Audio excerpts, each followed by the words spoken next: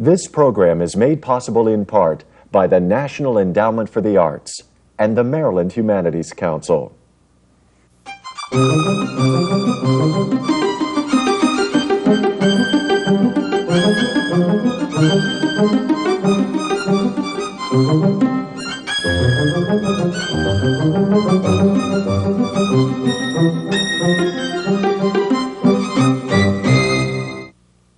Ethelbert Miller talks with Amiri Baraka. Welcome to The Writing Life. My name is Ethelbert Miller, and my guest today is Amiri Baraka. Amiri Baraka is one of the most prolific writers of the 20th century. Welcome to our show. Thank you very much. Let's begin with the 1950s, Amiri. During that period, you had come out of college in the Air Force, and according to your autobiography, you were influenced by a number of writers, the Black Mountain poets, the New York poets like Frank O'Hara, and also people like Allen Ginsberg. Right. How did these writers, as well as their work, influence you? Well, see, I came into the village from the Air Force looking for intellectuals. Mostly I did not find them. But the point is, at the time in the 1950s, there was a really backward kind of pall on literature, the kind of, ambiguities. What's being brought back now, the kind of, what do they call that, deconstructionist approach to literature, where art, poetry particularly, was not thought to be the product of particular social context, but was completely autonomous and without any kind of social roots. The three groups that I mentioned in that, the Black Mountain people, the people like Charlie Olson and Creeley, and the, the beat people, Allen and so forth, the West Coast people, and then the whole New York school, Frank O'Hara principally. To me, this was like a united front of young writers against that kind of academic school. Now, when I first came back to New York, there was a guy named Alan Polite, was a poet, a writer who I went to high school with, who had come over to New York, who was my sort of beacon to come back to the village in the first place. But I was drawn to these people's writings because those writings seemed like they were an alternative to the kind of dry as dust academic literature that the New Yorker was turning out, the Donald Hall, Robert Pack anthology people, all the little professors who seemed to be too tired to make a noise. Well, I'm glad that you said the New Yorker, because in your autobiography you talk about being in Puerto Rico, and you have a copy of the New Yorker, you're sitting on like a park bench, and you just say that, I was reading the New Yorker and I realized I would never write like this, nor did I want to. Right. Okay. Well, it was a poem, I think, by the poetry editor of the New Yorker, whose name I can't think of. And he was writing about, on the 6:50 train from New York to Connecticut and, drinking the little martinis in the little lawn, and the wife who was like some kind of, little adulterous inferences and all that kind of stuff like that. And I was saying, if this is poetry, I not only am I not interested, I don't even have little bird baths. I said, when I look out of my window, I don't see a lawn. I see, it's a Chinese restaurant, a drugstore, and a bar on the corner, you know what I mean? And working people walking back and forth, maybe a prostitute leaning against the wall. Now, in the early 60s, you did see something different that seemed to change your life, and that was that you had an opportunity to go to Cuba and see the Cuban Revolution. Well, yeah, we had been following that in the late 50s. I started to get more political as the civil rights movement, intensified.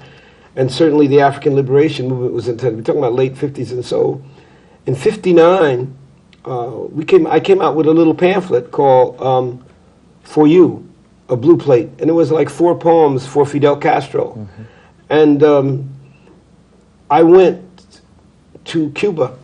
I think it was July 1960. I went to Cuba. I went to to Sierra Maestra, the mountains with Fidel. And it changed my life because I saw young people my age. I think I was about 24, 25 years old. I saw young people my age who had not only been talking about democracy and talking about the struggle to liberate themselves, but had actually done it. And for a 25-year-old to see, 25-year-old Che Guevara and see 27-year-old, 28-year-old Fidel Castro. And to be there with intellectuals from all over the world, because it was there from all over the world, went up in the mountains that year, was inspirational. And there was also one person on that trip, Robert Williams. Well, Rob, yeah, he was a hero in Cuba because, you know, the famous kissing case in North Carolina where they had locked up this 8-year-old black kid for kissing this white girl.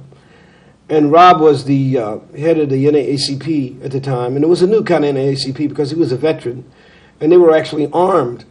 So when the Klan came to town, they ambushed the Klan and took their hoods off, the hoodlums, and, you know, actually took their guns away from. And that was inspirational to us, to we young people at the time. And meeting this man in Cuba was wonderful. As a matter of fact, I was with him when he stormed into the American ambassador's office and demanded with his .45 that this man contact, because his family was being attacked by the North Carolina State National Guard at that particular time when we were in Cuba. But Rob Williams was one of the people I met in Cuba, right, along with the Cuban revolutionaries, and it changed my life. Well, let's hear one of the poems that's right around that time, you know, in the late 50s. You have a poem in terms of preface to a 20-volume suicide note. Well, this poem, actually, 57, is a long time before I went to Cuba. This is 1957. I didn't go to Cuba till 1960. This is the first, you're talking about preface to a 20-volume suicide. This is the first poem that ever got published, that I ever published. And I wrote this poem, and I got a card, a postcard in green ink, and it said, "Hail, LeRoi from Harlem. I understand that you're colored." It was from Langston Hughes. I thought somebody was putting me on, but anyway, preface to a 20-volume suicide note for Kelly, born 16 May 1959. This poem was written in 1957, so there was no child. Lately, I've become accustomed to the way the ground opened up and envelops me each time I go out to walk the dog, or the broad-edged silly music the wind makes when I run for a bus. Things have come to that. And now each night I count the stars, and each night I get the same number, and when they will not come to be counted, I count the holes they leave. Nobody sings anymore. And then last night I tiptoed up to my daughter's room and heard her talking to someone, and when I opened the door, there was no one there, only she on her knees, peeking into her own clasped hands. It's March 1957. Right. It's wild. The child wasn't born until 2 years later. You know, you mentioned Kelly. We look at your children. Your children have really done a lot in terms of contributions to African American culture. I think of Kelly and Lisa and Ross. How has it been in terms of you as a father and also having a literary career? How has it been a balance? Has it been difficult? Also writing for I think it's always difficult, because I think that not only the fact of being the literary thing, but then Raz and the other kids, Oblaji and Amiri, and Ahi and Sean, they were born when I was an activist. So not only you have the literary, you know, the literary kind of demands that are made on you, but the activism is much more severe. You know, I mean, you're on demonstrations, you're in Chicago, you're in Gary at the National Black Assembly, you're on, you know, down in Washington, the African Liberation Support Committee. It's interesting because Amina, there's a lot of pictures of Amina with the kids, but one fantastic picture we were talking about the other night, she has Raz in her arms, and Raz is a great poet. She has Raz in her arms, and because she has him like this, she's holding him like, you know, nothing could get that child out of her arms, short of a bazooka.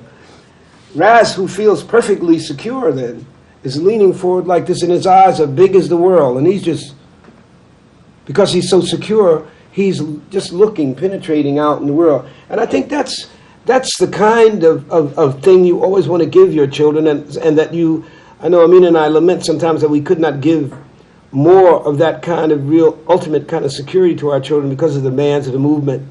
But well, let's talk about the movement, because it's so much of a part of your life. People feel that, some critics will say the movement changed your poetry in such a way that the quality, you know, was affected. But we also know that looking at your life, one person that's key, you know, I mentioned Robert Williams earlier, but would be Malcolm X. Sure. In terms of changing your consciousness, pulling you up into Harlem, making you the activist as part of the Black liberation movement. Well, see, the point is this, like Mao Zedong says, where do ideas come from? Do they drop from the sky? No, they don't drop from the sky. Ideas come from your social life. And as your social life changes, your day-to-day material existence changes, so the focus of what you want to speak about, what becomes important to you, changes. So that if you leave some kind of, you know, closed, effete circle of literateurs who have no real, interest in the human rights movement to transform society, then they're going to think because your topics, your themes, your focus changes, that somehow your poetry is diminished. But quite the contrary. I think most black people wouldn't know me if it wasn't for my own participation. And certainly my wife always says this. They wouldn't know you if you wasn't involved in the struggle to transform reality, the struggle to, for democracy, the struggle now for socialism. They wouldn't know you. And it's true, because people are concerned with what changes their lives, with what moves them. Now, I might be known by a circle of literary lights, et cetera, but in terms of the broad masses of the people, I think they know me because that I've been not only a writer, but principally because I have been a voice in the movement among many voices. You've also been a writer influenced by a number of geographical areas. I think of Greenwich Village, Harlem, and Newark. Yeah, many times when we look at writers, they write about these places. Have to. And right, they have to. Right. Looking at Newark, I mean, it places you in New Jersey, it places you in a whole tradition of great, Jersey writers. Right, do you see yourself operating that tradition? Williams, Ginsberg? Well, I'll tell you, it's interesting. When people talk about poetry, remember that Allen Ginsberg and I were born in Newark. I mean, that's wild to me. I mean, I always think that's wild. Two black poet, white poet, people want to make all this different kind of controversy. We both came from Newark. What does that mean? It means that Newark, being a country town, but 12 miles away from New York, mixes that country, that country and that city quality. Same thing with Williams, William Carlos Williams. Remember, that's a Puerto Rican name, you see? And Williams, although people just assume that that's like an Anglo type of thing, that's a mixture. That's a mixture of the Puerto Rican, the Puerto Rican is mama, the Puerto Rican quality, and at the same time, the American quality. And those cities outside of New York, yet close to New York, they combine that urban kind of diversity, but that non-urban kind of laid-back quality. Now you want to find some country people, you come to Newark. But the only thing is they about 12 miles from the city. So there's always that mixture. And I think New Jersey is probably a key state in that kind of relationship, that countrified aspect relating to that city. That's why we got so many great musicians out of it. Well, let's talk about the music. Because when we think about your work, we think about jazz, we think about the blues, but you're an R&B man. Okay, you're an R&B man. Well, I came out of that. You came out of that. We can't deny that. Talk about how you try to incorporate that into your work, and then also link it to poets like Langston Hughes and Sterling Brown. Well, you see, before I came to New York, before I came anywhere, the music had shaped my life. I mean, blues particularly, because I grew up in that. And black communities, where we used to play the music over the loudspeaker trying to sell the records. You'd walk down the street, you'd always hear something, Now, I grew up, even though in my house, blues and gospel was always playing. And my parents were always, Ella Fitzgerald, that was standard. Ella Fitzgerald and Count Basie, that's, was old line stuff in our house. You know what I mean? I remember Tisket a Tasket, I lost my yellow basket, all those things, before we even got outside. And then the blues. My folks loved the blues. My grandmother and grandfather, they loved the blues. My grandfather loved the country blues. And then I was a regular, you're right, I was R&B man, all the different kind of the bird name groups, the flower name groups, the Orioles, the Clovers, and I remember my first idea about poetry was somebody like Larry Darnell, right in the middle of his song, he sings, you're right up on top now, you want to be free. Why are you afraid to be seen with somebody like me? Why you fool, you poor, sad, worthless, foolish fool. I used to walk down the halls of my high school saying that. You poor, sad, worthless, foolish fool. Do you think your money could buy? You know what I mean? Because that to me was drama. Right. But then you pull all of this in what I consider a real masterpiece in the tradition for Blythe. Could you read an excerpt from that? Okay. Because I think of that poem as almost documenting African American music. Well, it was really meant to document everything that had ever influenced me, in tradition, and I left some stuff out, but still, in terms of the diversity of it. Arthur Blythe says it in the tradition of Douglass, of David Walker, Garnett, Turner, Tubman, of rages, of kings and counts and dukes, of satchel mouths and sun-ras, of Bessies and Billies and Sassies and Mas, musical screaming niggas, yeah. Tradition of Brown Wells and Brown Sterling and Brown Clifford, of H-Rap and H-Box, Black Baltimore Sister Blues anti-slavery singers, countless funky blind folks and one-leg country beboppers, bottlenecking and guitar deck dudes, whispering, thrashing, cakewalking, raging, ladies and gent, get down folks, elegant as skywriting. Tradition of Du Bois, Baby Dodds and Lovey Austin, Sojourner. I thought I heard Buddy Bolden say, you terrible, you awful, Lester, why do you want to be the president of all this? Of the blues and slow sideways horn. Tradition of blue presidents locked up in the brig for wearing zoot suit army pants. Tradition of monks and outside dudes, of Mary Lou's and notes hung vibrating blue, just beyond, just after, just before, just faster, just slowly, twilight crazier than Europe or its racist children. Be-do-dee-dee-dee-dee-dee-dee-dee. Arthur. Tradition of shooters and silver fast dribblers, of real fancy mammy jammers, fancy as birds flight, sunward, high, high, high, sunward, arc, swoop, spirals in the tradition. Quarter notes, eighth notes, 16th notes, 32nd, 64th, 128th, silver blue presidents of Langston and Langston manifestos. Tell us again about the Negro artists in the racial mountains so we will not be Negro artists.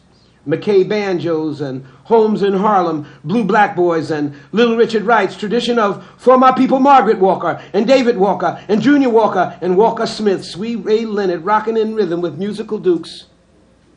What is this tradition based on?